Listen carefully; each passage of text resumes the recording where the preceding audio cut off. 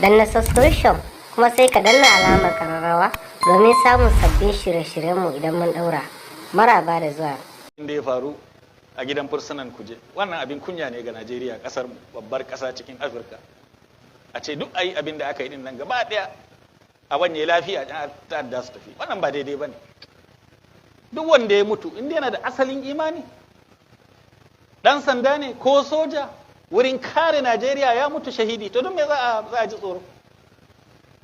Iri na din nan ni mai magana wanda ya wuce shekara 60 a duniya, ina gaya muku da hukuma za ta bani horo, na san kuma ina da abokan iri na, a ba mu horo na wata 2, a ba mu bindigogi, za a ga yadda za mu hau duwatsu, za a ga yadda za mu shiga kurmi domin mu tarar da ta'adda a inda suke, mu yaƙe su domin ƙasar mu ta zanna lafiya, domin al'ummar mu ta zanna lafiya. Wannan haka ya kamata.